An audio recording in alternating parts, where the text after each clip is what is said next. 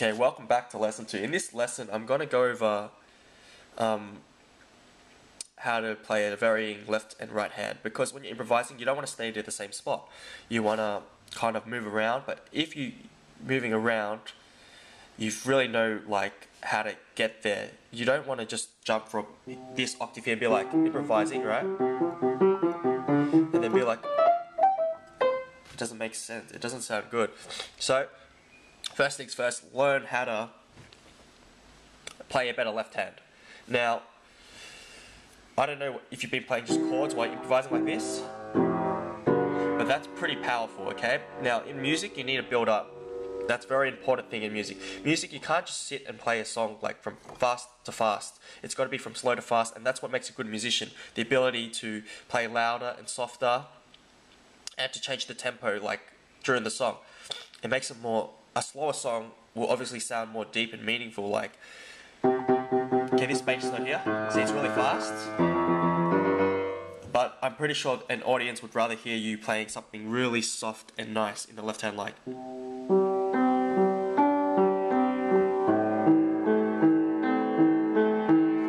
So I'm going to teach you how to play that and learn how to play that. Now, so you know the C. Now I'm going to teach you a very basic run. So, you know, this run consists of playing the number 5, which is a G. Now the number 5 is, for any key, the number 5 is the second most important note. There will always be probably a number 5 chord in any chord progression, because it's just like, it goes well with it, like it's the bread to jam. Okay, so this run consists of going from 1, 5, 1, 3. Very basic run. So it'll be a C, you move up to the G, which is 5, you go back to your 1, and you go to a 3. So it'll sound like this. And then for the A, you'll go from A, the 5 will be an E, back to 1, and 3 will be the C. So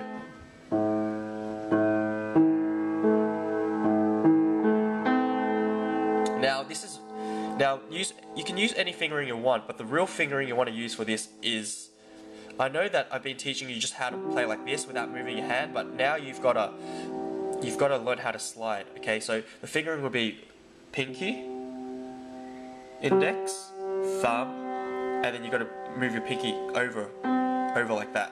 And then for the A, E, A, C. For an F, you'll go pinky on the F.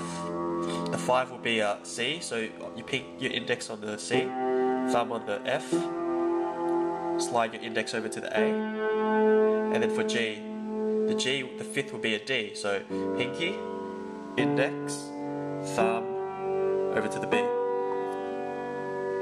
So now with the right hand you can improvise, but you've got to improvise really slowly if you're playing something that slow. So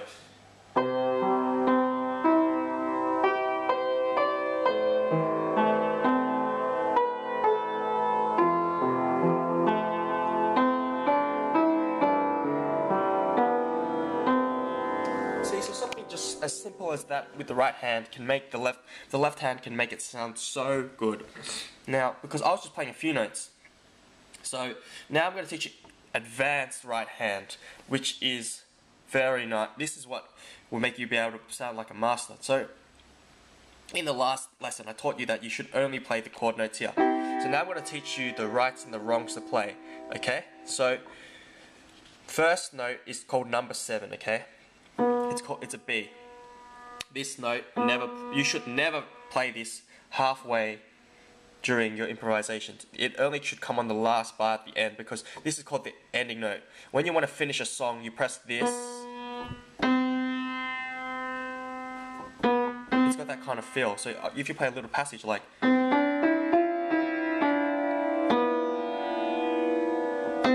you always end with the C. Now, a golden note is a C, because if you're playing in the key of C, a C will sound good anywhere. Now, it's usually good to... Now, a few notes that are really good to play would be a second, a 4, or a 5.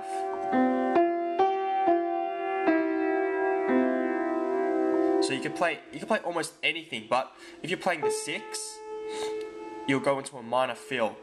Now there's a major and minor feel, okay?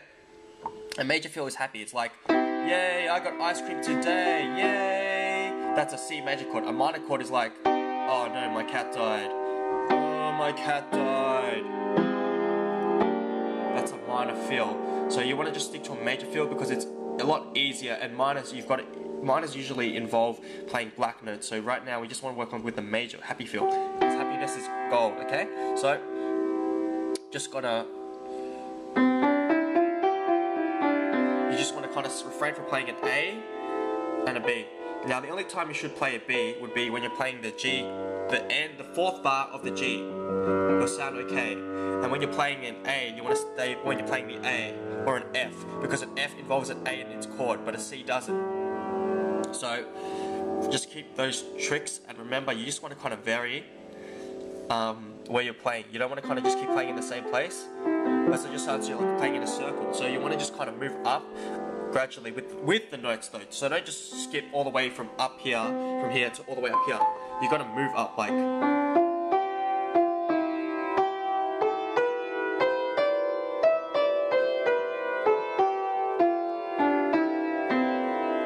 So I'll play the B. I'll show you what I mean. Now, when you're improvising, you can also play the same thing over and over again. It gives it a rock feel. Rock people do this, so when you're playing the C, A, and F, G, you can just play the same pattern if it sounds good, like.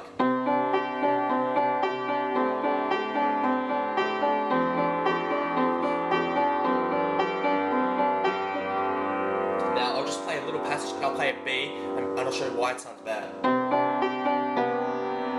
See? It doesn't sound really good when you play with the C. You play with the A. Okay, because it's on the 2nd and the 4th bar, it will sound alright, but you kind of want to refrain, and don't play the A when you're playing the C as well. So I'm playing the C in the bass. It sounds incomplete because I've already chosen a major feel. If I'm choosing a minor feel, it's going to sound different. Now, the way you should play B is like this. Okay, so I'm playing the C in the left hand. This is the C. I'm playing the A now. When you skip to the G, you can play the B, okay? Remember, it's really important, or else when you're improvising, you might sound good for a while, and then you might make a mistake. And you're like, oh no. And it's really obvious. People will notice. So that's advanced improvisation. Now I'm going to leave you guys off with a little side project if you'd like to have a little fun. Now, you should be having fun, because learning piano, you should just be playing it for fun, not because well, I don't know what your main purpose is, if you're actually learning anything or anything like that, but hopefully this lesson helped you. Anyway, I'm going to change the chord pattern up for a bit. This is just a little side project. Just remember, this has nothing to do with this lesson. Now, so you know the C, the A, and the F, and the G. So instead, this time you want to play A, F, C, and G. And that's the chord pattern for Wedding Dress. It's the chord pattern for Otherside from Red Hot Chili Peppers. Also Written in the Stars by Written in the Stars. Now you just want to kind of get those songs, play them in the background, and you can improvise while playing to them, because since you've learned so far, or any songs with the same chord pattern C, A, F, G, you can play, but I'm just telling you specifically for the chord pattern A, F, C, G.